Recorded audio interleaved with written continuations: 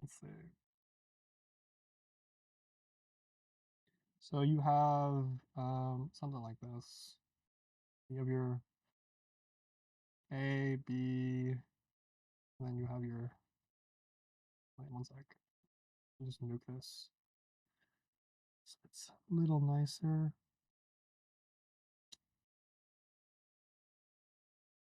Okay, so give me a sec.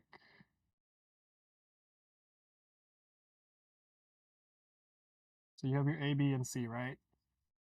And so when you, so typically you have some sort of tiling shit where you're walking the matrix in some tiny way, so it's like you have only have your working set's pretty small. Working set is just whatever is active, blah blah blah. And so in this case, don't worry, that's like everything. So like you're at a current tile, right? And your current so you're currently just doing the math to sum up all of the ones for the blue guy, the blue guy. But also on top of that, what you have is one sec. Let me think a bit. I think is um no, it's okay. Wait, I remember. HPL has this PQ thing, and I think at some point either yeah, PQ is like something like this, where it's the sub matrix you compute while you're walking through C, and so what you end up having is let's see, how does this go? I believe it's been so long. Jesus Christ, Brian's gonna chew my ass out for this.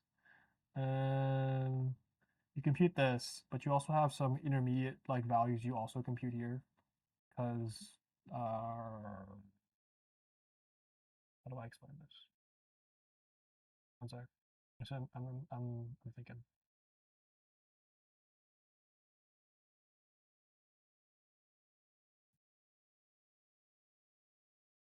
No, your PQ is just how you're stepping through it. So like if if PQ is like a parameter within HPL's HPL.dat file when you configure running it, and it's more correctly, it's how you walk through C, and so you want P to be some modulus of B and Q is, but they're fixed numbers, so it's like you can it's a power of two of some shit. Anyways, what you end up having is you have some intermediate like unfinished value on like the non-main, I'm not basically not here, right? And so when you update to the next one, let's do that in red. Update to the next one. Okay. You're gonna load this is gonna be loaded basically as like from like the previous iteration, and then you compute it again, but like to update it. And so that's your accumulation. And so when the sort of from a what's it called? From a data from a DP or from a data processor standpoint, it's something akin to A, B, some accumulator, and then you blah blah blah, and then this is your output. And so for mixed precision, the multiplier only does 30 or 16 by 16, and it outputs a 32. And your accumulator only does 32 because because it's current value and then the 32-bit output of the multiplier. Right? This is very messy, and I'm doing this poorly, but whatever. And let's see. So for mixed precision, it's pretty AI oriented in the sense that you're doing, or yeah, you're only working on like smaller numbers and up using the extra bits as like accumulation precision. And I think for fixed point or for floating point or FE64, it's pretty much assumed you're not going to overflow because your fucking things are massive. or your bit depth is massive. But where was I going with this? I forgot where I was going with this. Shit. Oh yeah, MXP is just you do this with fixed or uh fuck. With I mean this is the MXP version of it for the multiplying pipe or data path, right? And I think the way it does bit depth is for multiplying, it's typically I have the slides for this one sec. Uh fuck it, I'm just gonna screen share my whole screen, I don't care. Is it screen one or screen tarot? Screen tarot. There. Okay. So if I do this correctly, datus UCT 289.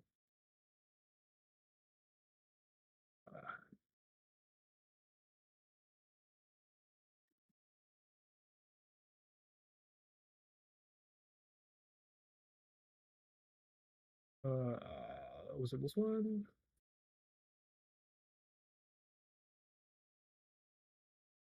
Uh, I'm just navigating my directory. Is it quantization? Oh yeah, there it is. So this is your multiply your this is what I just showed you on the multiply accumulate. But basically, um, you have an n by n input.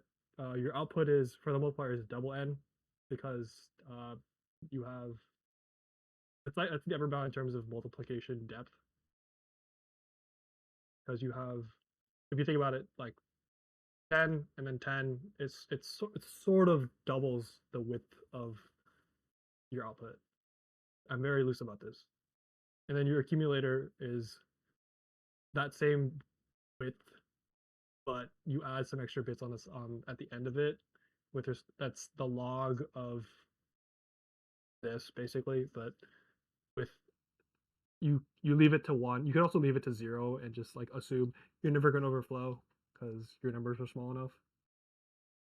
Anyways, quantized n bits it just means it truncates. This is internally, so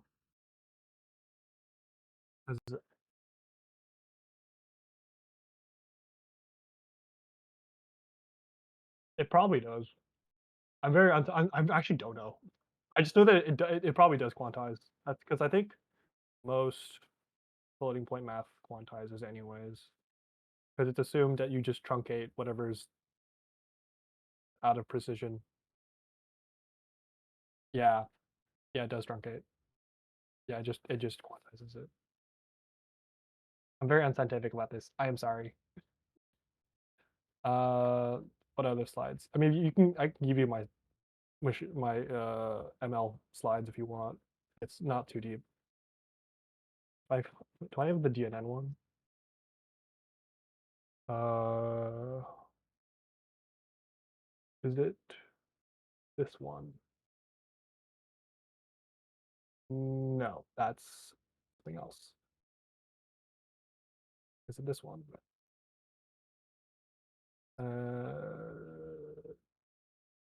I don't think so. No. Is it? Sorry, this is, I don't know my slides. These are not my slides. No, this is sparsity, I think. Because DNN is not that. This is DNN. It's kind of not worth any slide before 5 is not worth it. Like it's just AlexNet stuff. Maybe it's here. Regular blah blah blah blah blah. It's just ML stuff. Who cares about that? Tells you should this. Uh, is it this one? It's wait, it's kernel computation, of course. Convolution. You're running out of RAM? That's crazy. Oh, that's crazy. I have 64 gigs because I use my RAM as my downloads folder. Is it this one? Anyways, 1 second. Anyways,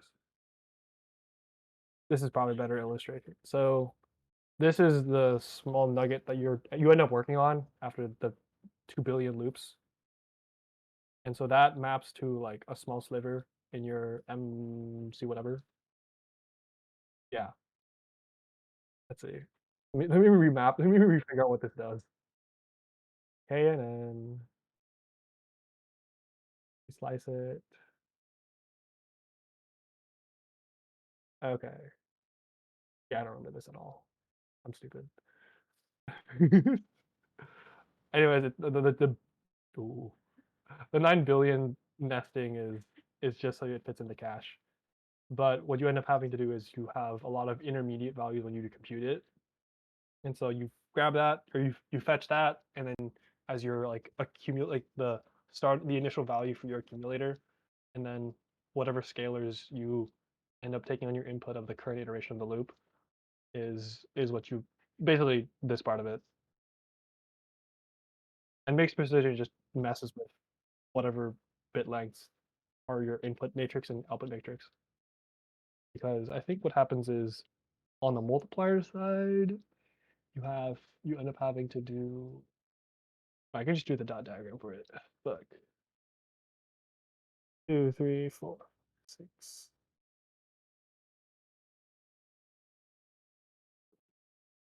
So something like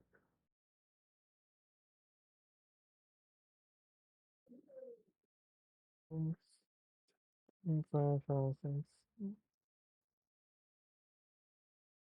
What are you skipping when you do this? I believe right. You're skipping the I believe it's normalization step. No, not normalization. The what's it called? It's the quantization step that you do after multiplication normally. Because um ignore that. AMD mixed precision. Why? Is that what it is?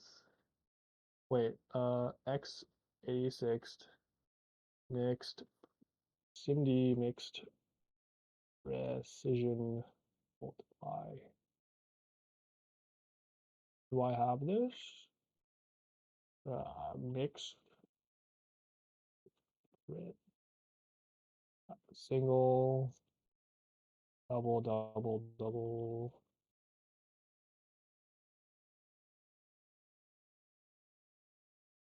What the?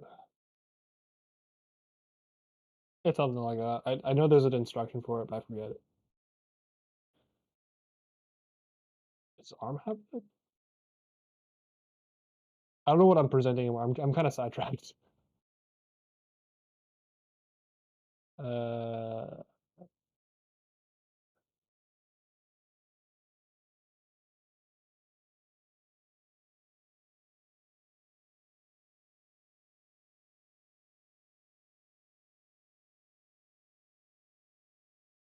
choices. LU. Oh, fuck that shit.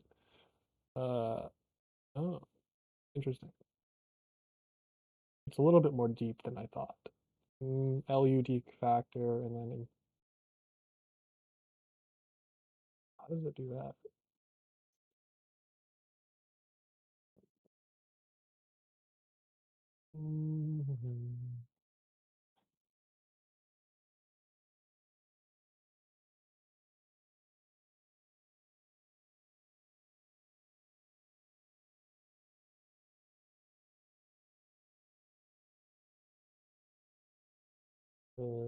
That's who's the header from the book?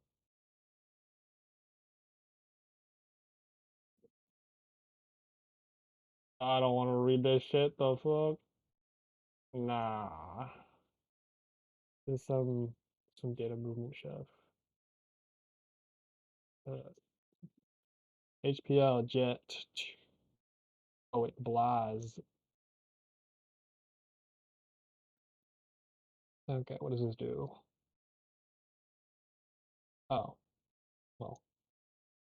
Oh, thank you. Fuck you. Where does this come from? Comes from Rock Solver. Pro panel. Nope, that's not it.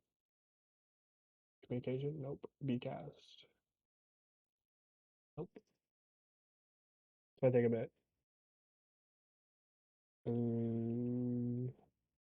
Live PG ESV. Ah, you might want this. Maybe. Unlikely. Anyways, I'm just getting distracted at this point. Um, wait a minute. Mixed. Nope.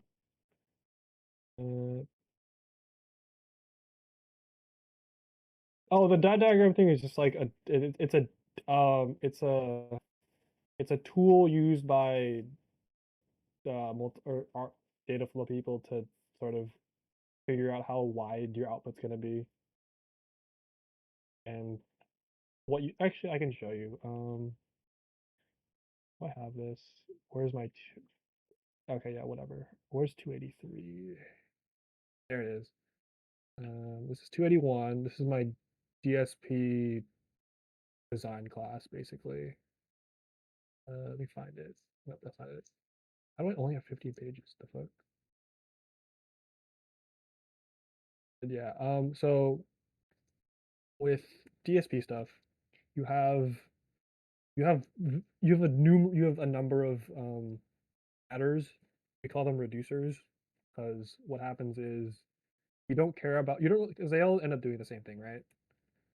So you end up caring about what it does to the output. So in this case, so you have a 4-tune reducer.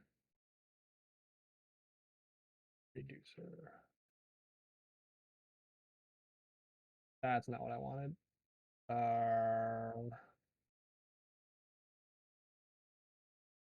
5-3 reducer. Wait, 4-2.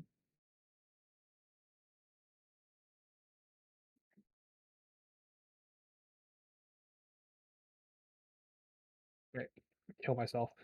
Anyways, uh, so dot notation. Okay, you have n and k.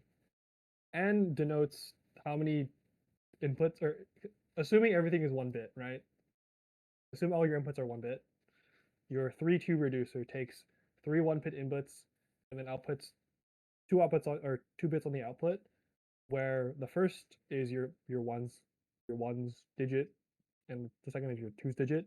And so what happens is you take or in the modeling of inputs for data flow, you have this notion of I can find the fucking page for it. That's purple. This notion of a pile of dots. I can find it. Sec. Is it here? No. Sort of, not really. You have a pile of nope. I'll find it. Give me a sec. No.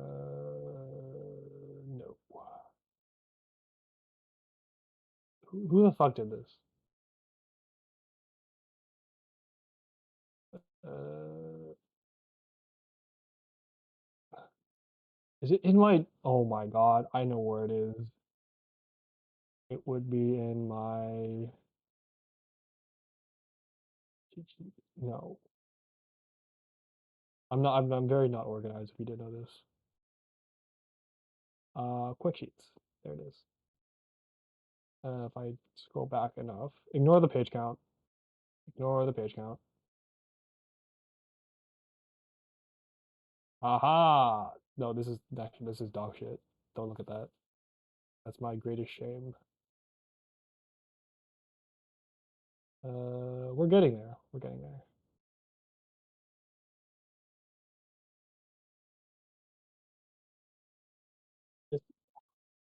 Oh, I got it. We found it. We found it. We found it. We found it. Okay. So this is my I was designing a complex integer multiplier. Anyways, besides that, so you have this is your output for multiplication. Make sense? Why it looks like that? If not, ask. Okay. Okay. Okay. Wait. This is more bullshit. Fuck.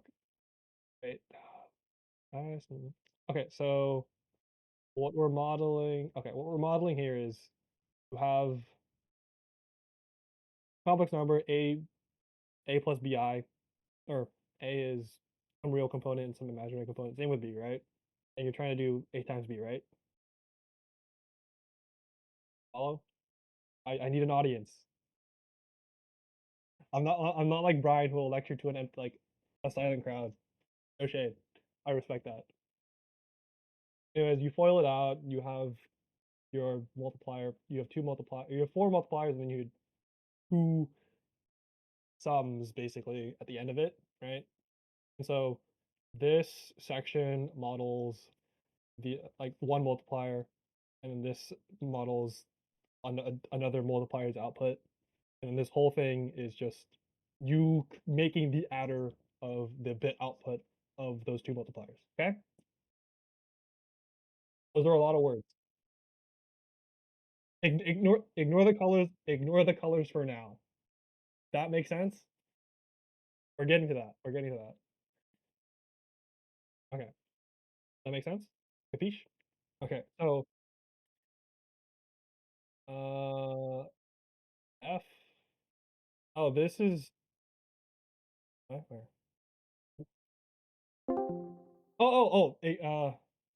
That's sign extension. That's sign extension. That's because we're representing two's complement, and two. Yeah, it's sort of funky where you have to sign extend it out, or else you fuck up your addition. You can ignore that. Anyways, you have a pile of dots basically, right?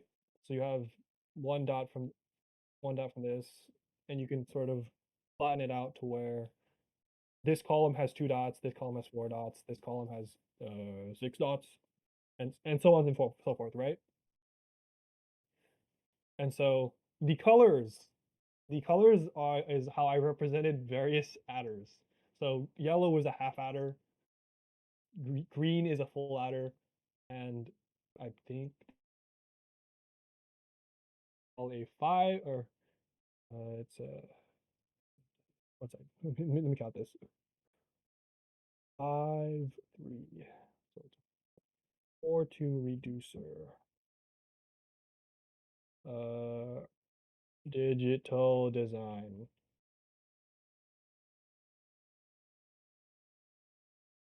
Kill myself.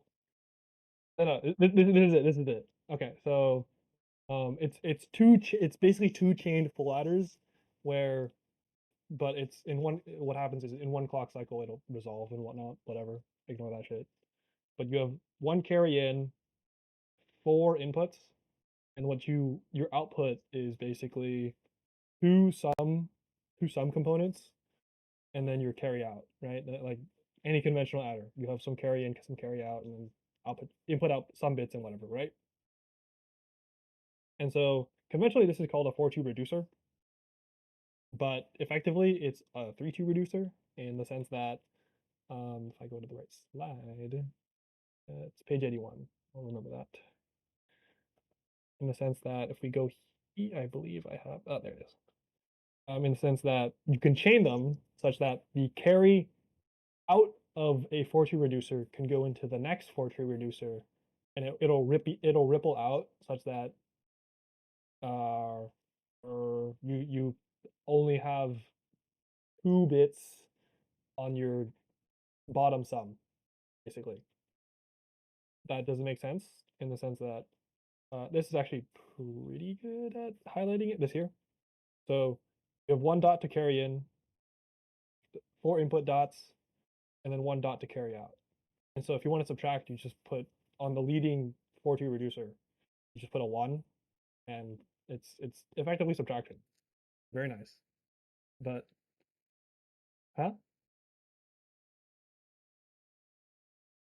Dots represent unknown bit values.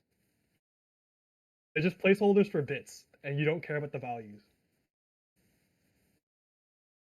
Think of them as like X. Your don't care is in 141 or whatever, or 140.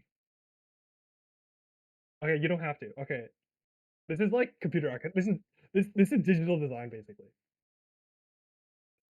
Okay, but uh, where this is your 542 reducer. Okay, so this bit doesn't show up in your final output till the end of the 42 reducer chain, basically. Like so in this example, you'll have this 42 reducer output a dot here and a dot here, right? This one dot here, dot here, this one dot here and dot here, and then this dot comes on the very end. So you have four on one row basically, and then four on another, but it's offset by one. Capiche? Good, bad, follow, no follow.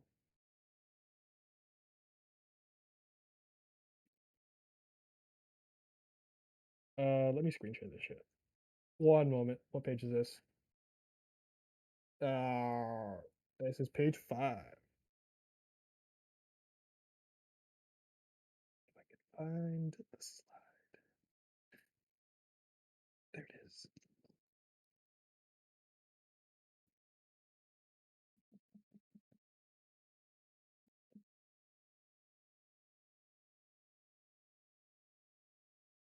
How do I?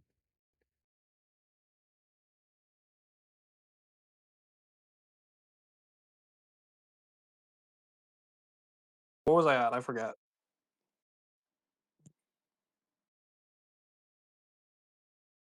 Okay, okay. So you have this 4-2 reducer, right? Basically, you have four dots on your input, and you have some carry in, and then what ends up happening on the output side is you can chain the carry out to another 4-2 reducer, and then you dump out 2 bits, 2 bits. That's your 4-2 reducer. Okay, and they're on separate bit columns basically. This is like your tens place, and this is your ones place. Okay, capiche? And then with your similar case with your 3-2, but you don't have your carry in is separate. Fuck. So yeah, your carry out has to go here. Your carry in can come in from whatever, and then you have the same 2-bit output. That's your full adder, and then your 3-2, your half adder is no carry in, no carry out, or yeah, just carry out, and you take 2 bits and you dump them out here. From there, I can navigate my notes, quick sheets. From there, so you have, let's do a smaller example. So you have a, so say you have a, okay, 1 second. So you're doing a 4-bit by 4-bit multiplier, okay? Make sense? So on your output multiplication, it becomes something like this. So this is multiplying by your ones place. This is like conventional, like multiplying by hand, but like with bits. So you have some of this, you have like some rhombus type shit, right?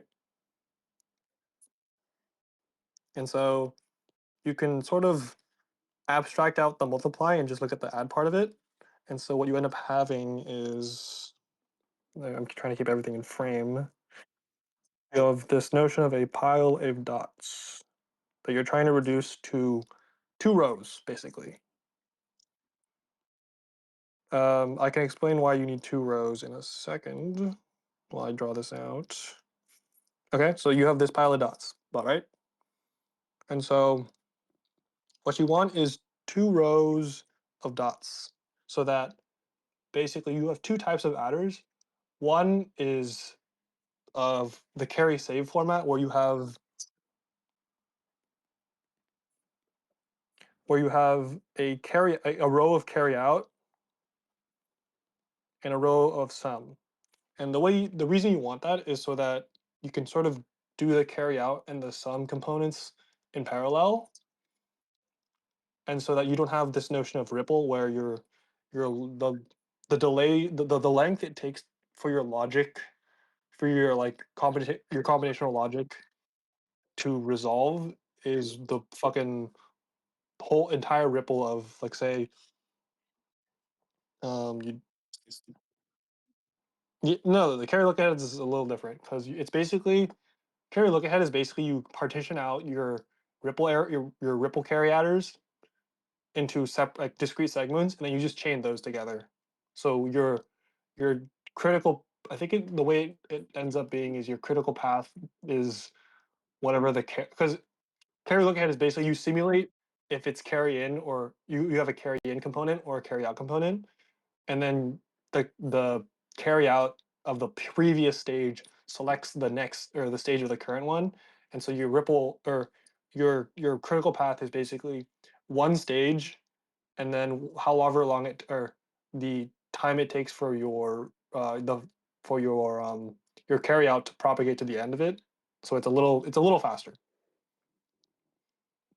Anyways, but with carry save, it basically has it so that you only sort of do the roll on its own, in a certain in a given state. And so in this case, we have one bit here. This is already in carry save format, so we can carry it. You can pull it down. We can do a 3-2 here, and so you'll have 2 bits here. You do a 4-2 here, and it's a little finicky.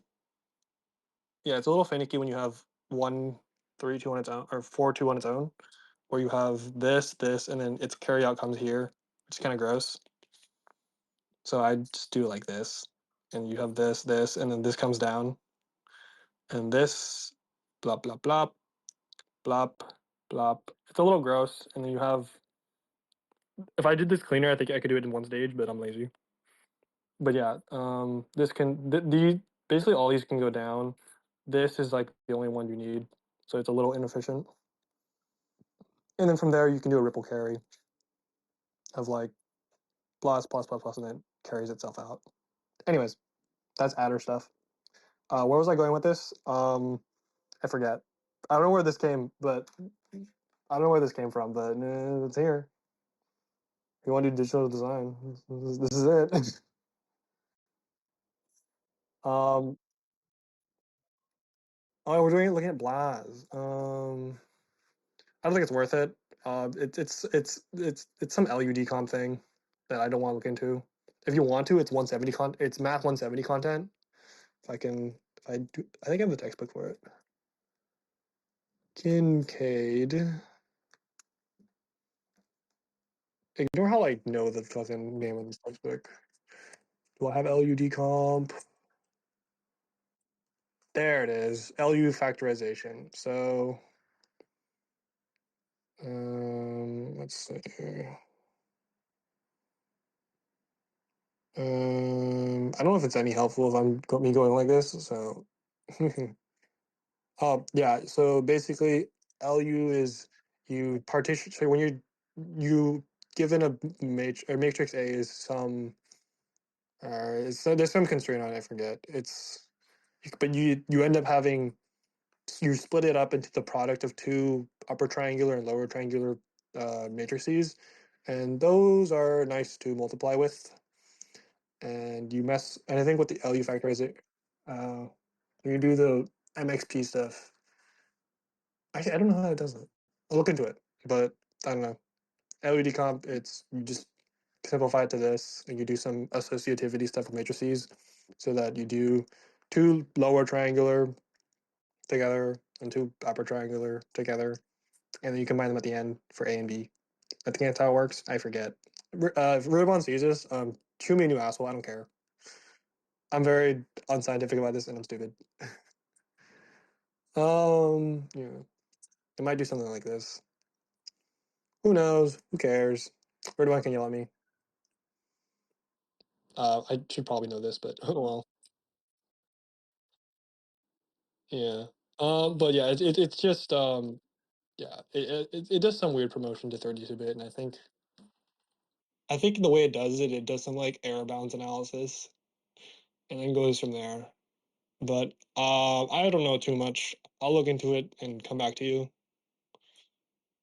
Whatever this preconditioner stuff is, and then Ridvan probably knows this stuff. These are all words he would know. Actually, Mary probably knows them too. Probably.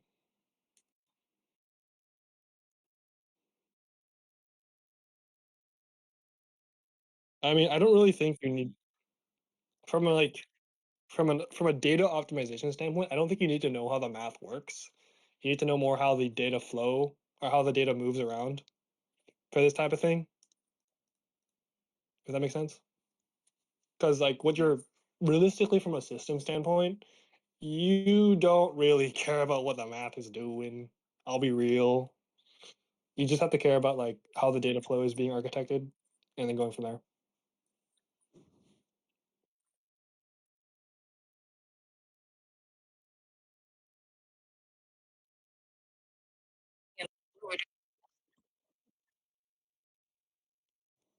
It is a bunch of number talk. Wait, are you in the SCC 23 channel Discord? No. Fuck. I don't have internet. I still don't have internet at my house. Yeah, I don't have internet. But there is a there is a chart of by good old Mr. Tristan Babers, who basically some random night, actually it was over a weekend.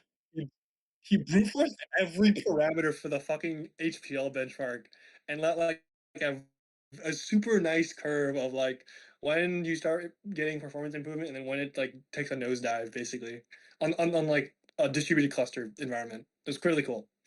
But we didn't know who was running it. So it was like, do we kill it? Do we not? Anyways, I think it it was the weekend right before the last weekend before we had to ship it, where I was still debugging some networking stuff. Oh, the glory! I fucking hate that. Um, yeah, I can forward it once my Wi-Fi comes back. I think Falcon's probably asleep. Let the man sleep. Uh, is Zishan awake? I feel like Zishan goes to sleep way earlier than I do. I forgot he games. I forgot he games. Yeah, they're so funny. Um, oh my god. I don't think he's gonna find it though. Actually, wait, I can just do it from my phone. What am I doing? I can just forward it from my phone. I'm stupid. This is your old co-captain here. Unk is boomer as shit. This is 24. What did I what was oh yeah, the other co-captain was the shit. Where is SC 23? Oh, I know where it is. Found it. Let me um um too bad you can't stalk the other team. You can't even make this shit up. Forward HPL SC 25. Send. Check it. Check it.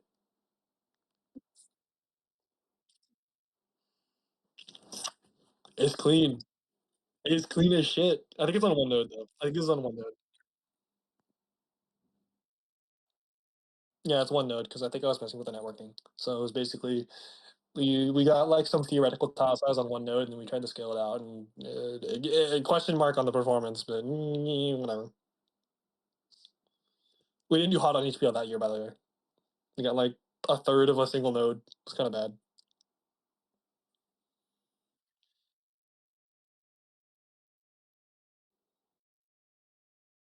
What does that mean? What was the requirements to run HPL? Like 6 nodes and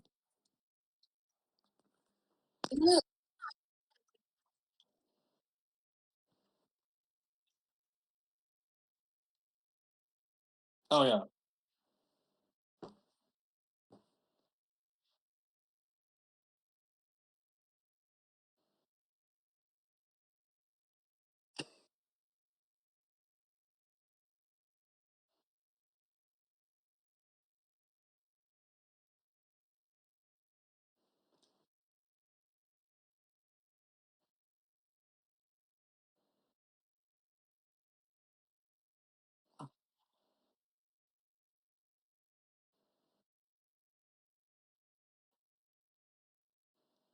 Yeah, from my understanding, tuning clock frequency doesn't help too much. I don't know. I mean, no, I meant like, I meant to say TDP doesn't, or I will, at some point I was looking at some paper, but basically tuning or capping TDP doesn't help you too much just because the voltage control for the GPU stays the same. And basically what ends up happening is you have, it becomes some weird linear scale with respect to clock frequency and performance, or not clock frequency, TDP and performance. But instead, if you're able to figure out how to tune like GPU voltage, the graph looks more like a decaying log plot basically for your performance. And so basically, you can get like what ends up happening is like you undervolt it by like zero point 0.1. So you end up at a high level affecting TDP, but not directly. But what ends up happening is you get like it, it's some nonlinear like function with respect to your performance with respect your flops with respect to watts if you tune voltage, but not the case if you software limit it with watts, if that makes sense. I don't know if that makes sense. Do I know why? No. Do I know why? No. Uh, Actually, I could just draw it out. That's what the tablet's for. Be an advocate. So basically,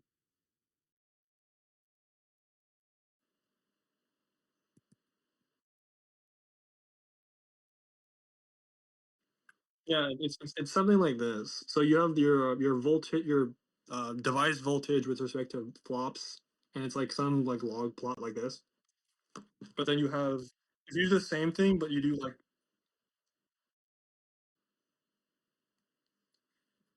if you do like software limiting, huh? This is like very unscientific. It's just a trend. But like if you do like some like if you do some like software limiting by the wattage on the and in flops, it's like somewhat linear. Do I know why? No. There's also the note of sometimes your line rate is just kind of dog shit. Your line rate is kind of dog shit. Line rate being like your network connectivity. Yeah, I think how it goes is, from my understanding, the way I did, or the last 2023 cluster was kind of weird because we had a separate network for storage and a separate network for compute. It was kind of scuffed because of Paco's application.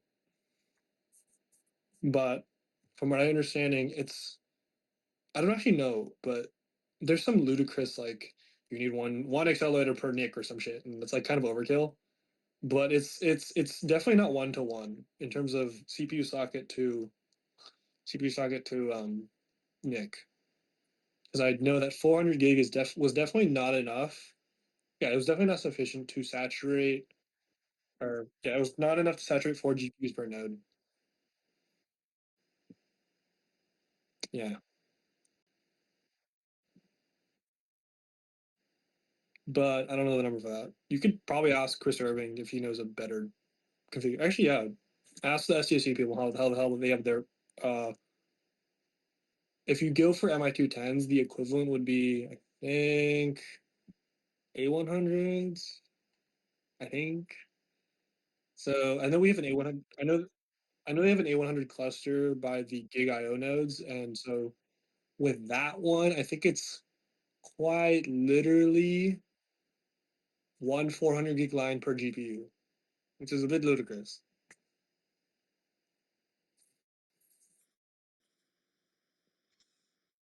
But I don't know. If you're not gonna go off node, doesn't you don't need that shit. That's what I'm saying. Because I mean, if you do one Godzilla node, you don't need networking. You might need it to like download shit if it's like an AI model. That might be the issue. Just download overnight. Um, what else? Oh, I think when I was specking out the system, this is a funny story. Like, if I had Wi-Fi, I could pull it up. But basically, um, I didn't realize that when you know this when I was specking out the system, it was they were asking if 64 gig DIMMs, but 20 of them per node was enough, and I was like, I didn't read the fact that it was 20 DIMMs per node part, and there was one node, and I was like. So I was like, I thought, oh, 64 gigs for one node. And I'm like, that's kind of low. And I was like, I think that's kind of low. So they doubled it to the 128 gig DIMMs. So like per node, I think it went from 64 times 20. It was 10. It was it was it was 20. So yeah, so per node, it went from like about 1.2 terabytes to what 4 terabytes each. No, two and a half terabytes of memory. Of memory. I didn't realize that. Matthew gave me a good chewing for that. But I mean, it worked out. What was I gonna say? Um, I don't know. Have fun with it. HPL, I guess. I don't know. It's kind of a bitch. Just get data for it. Like the shit ton of data for it. Okay, what else? What else? What other applications are there? Repro. Whoever's doing repro, just don't do anything else. Whoever you put on repro, don't make them do anything else. Whoever you put on a repro, make them only do repro. That's it. Like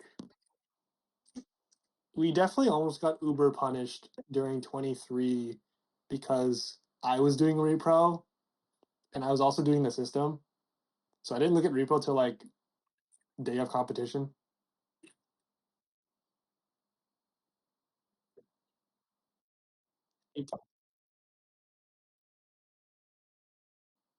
I mean, that's good to know sooner than later. Wait, did no one reproduce it then? Because I know a beer did, right? Didn't you just score well on it?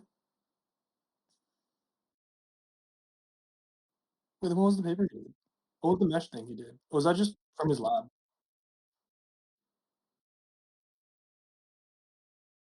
No, no, KU. Wait, no. What was repro this year?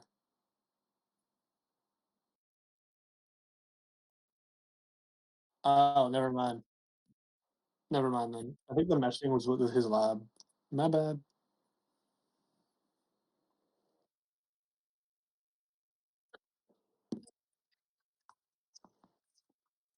Oh, I thought he was taking. I thought no, I totally misinterpreted our conversation then because I was like, oh, you're taking the repro you did and you're making that the application. Okay, I didn't know that. That's cool. No,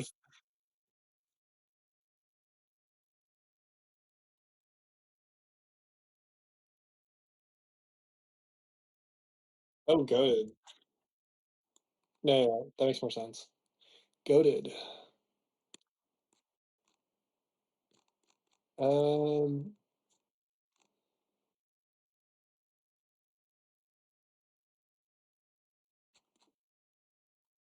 so you have two ML applications and one normal application or benchmark.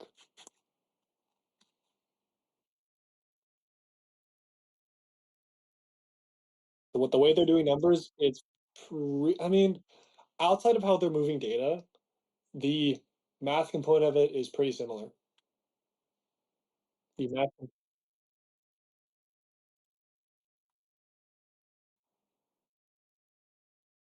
No, because what ends up happening is with ML stuff, they end up being if you ever like have the chance to like dig into an ML like model, it's pretty sparse. So what you end up doing is a lot of data movement between working sets, and so it's not too because MXP is my presumption is it's HPL with reduced precision and some extra LUD comp and like some other stuff. And so what ends up happening is it's pretty similar in terms of data flow to HPL. You just have different bandwidth requirements with respect to how you're doing your multiplications and whatever. And that part is so like it's it's similar to an ML application in the sense that you're using the functional units in a similar way, but the way you're like hitting your like data cache is not.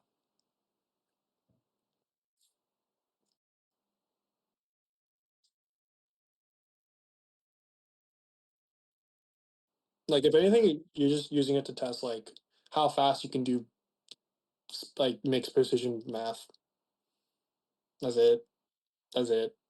It's like you let you. It's more like it's more of a it's a better upper bound.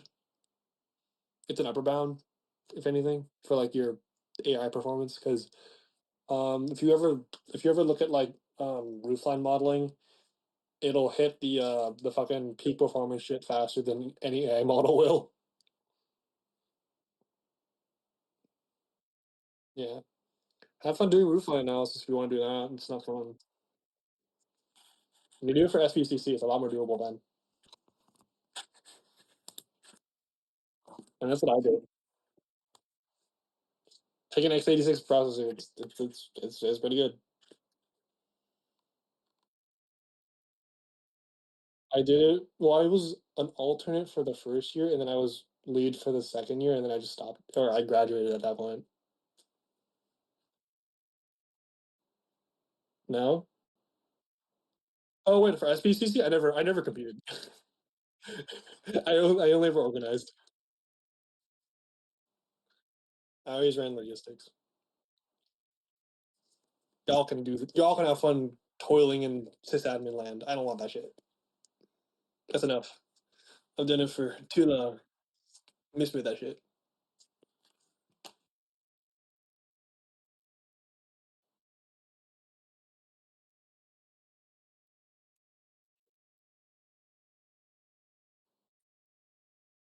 He's not wrong. He's not wrong. It's better to have, even if you're not the one doing it, it's better to have some knowledge of it.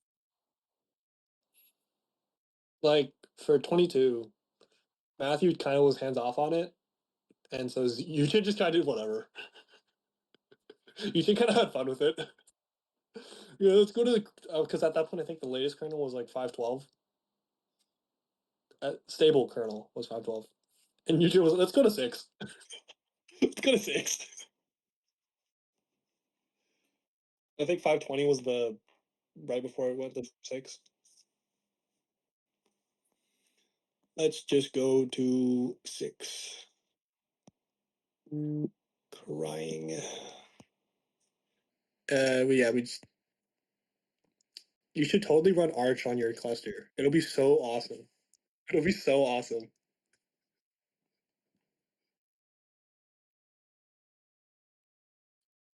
Rock Red Hat. All I'm saying is the latest drivers, Arch, just run it on Arch. Just update it every other day. Actually, you can just update once a week. Update a day of competition, don't touch it. Peak. You don't have to set up software. That was a joke. It would be funny, but I wouldn't advise it. Choose whatever's well supported. Yeah, just I mean, SPAC gets you pretty far. SPAC gets you pretty far. Just if you ever have to use SPAC, do not install Clang separate or with SPAC. Use it separately. That shit that shit takes it takes eons on a normal ass processor, much less a fucking as or single board computer.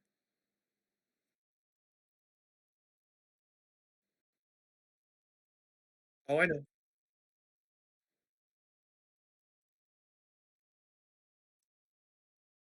No, no, but all the compiler tooling takes forever to like compile because it's like I mean, under the hood, it's an entire graph like optimization engine, and that's like obscene.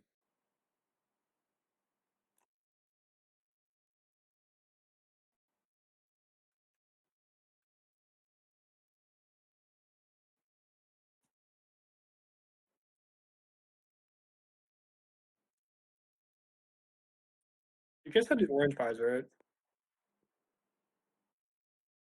I will have you know, you are not using half of the bandwidth on those things. That's all I'm saying. Um, your switch is 1 gig. I think the Rock Pi, or, yeah, the Rock Pi is they do 2.5 gig, but your switch only does 1 gig.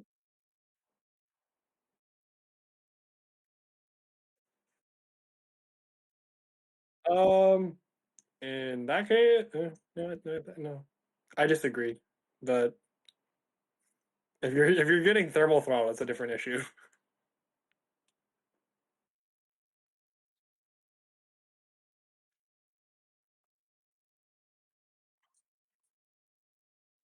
I mean, yeah, that's fair. That's what I'm saying. You just get three x86 laptop or NUCs and just plug them into each other and cry.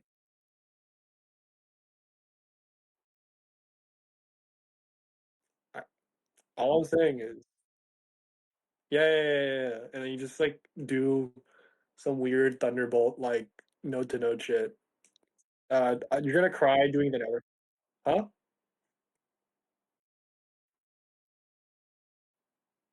I know USB 4 isn't. I think USB 4 is fine.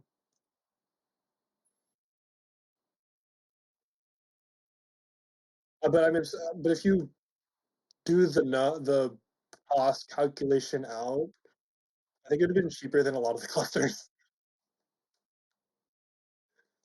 because you just have big fit. I mean, yeah, like the networking hardware would be relatively. No, it wouldn't, because like it'd be cheaper than a Switch. How much is that Switch? Like 250? Oh, oh, you get a Unify Switch since when? I don't know why. Oh, I know. Okay, okay, fair. The Unify switches were basically free. They're good switches. It's annoying to work with. I'm sad. I take it the shitbox Pi cluster is disassembled still. Then I mean, good. It wasn't doing any work otherwise.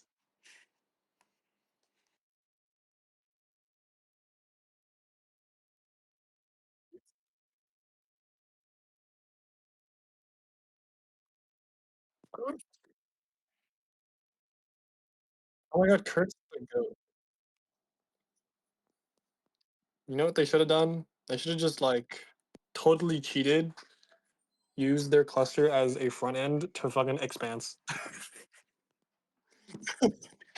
Yeah, that's 15 watts. We pulled 10 teraflops. Your point. Cry about it.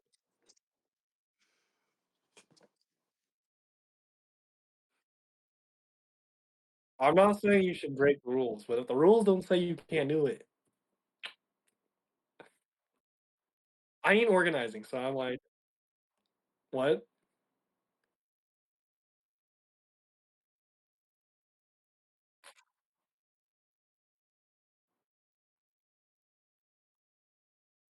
I do think it's because it's a GPU memory to memory thing. So basically, I think it's those. So basically, the Orion, whatever, it's some ARM processor and the GPU that goes with it, and so it's like a desktop in the sense that I think how it goes is the CPU has a separate memory system compared to the GPU, and so the GPU is on GPU actually typically GPU memory is designed for raw bandwidth and not latency. Mm. And so I think it was a GPU to G or memory to memory thing, and that's how they got that number. And it seemed like Stream doesn't. I don't know. I feel like Stream should run multi-node. No.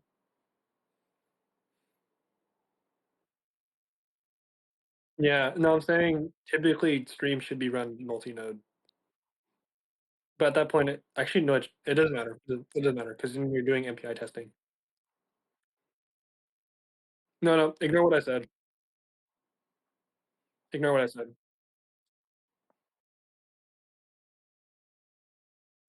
No, no, I think I skimmed over it, and it's a GPU memory test. That's how they get that big number.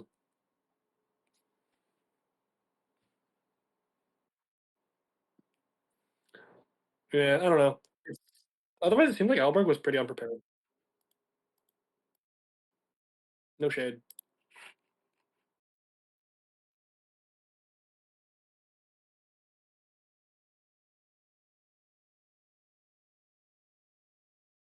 I mean, what did I suggest when I did something? I tried something similar. No, it was like you get like I was fine. I think you wouldn't have like used like upper like a 10% of it for the entire thing. No, I think the one I suggested was you get the exercise bikes and you put like a generator on it. Just have everyone like pedal at like 150 watts sustained for the whole cluster.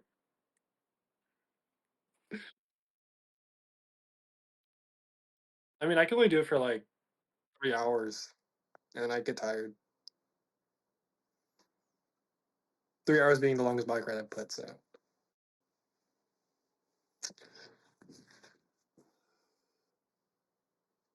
I don't know. SPCC is fun. You should change it up. You should change it up. Maybe I don't know. I don't know how it's being organized anymore because Taco's I think graduating, and I know Ben is still around because he works. And I don't know, he just submits he does applications. It's kind of cool. Otherwise, it seems like it was just Paco and Ben, right? And oh wait, and KU and some of those schools. Never mind. Never mind. Never mind. Never mind. Y'all should be. Y'all should. Is Clemson going to? Oh yeah, there's a lot more roles than when we thought when it was my year.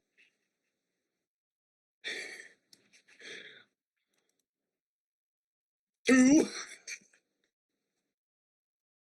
Okay, too concrete. It was basically Paco doing all the people stuff, and I just did all the somewhat technical stuff and like sysadmining. And then Yuchin and Mate kind of popped in and out whenever they felt like it to do sysadmin stuff. But otherwise, it was basically two people, two, four people, and like random people putting in effort. Like Ridwan would do like the odd numerics thing, and you know. But otherwise, we did not have the team, if that makes sense.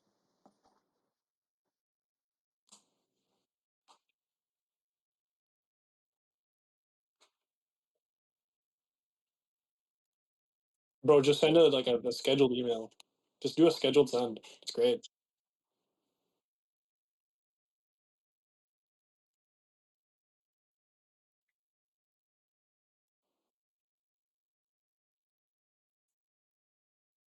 I don't think you.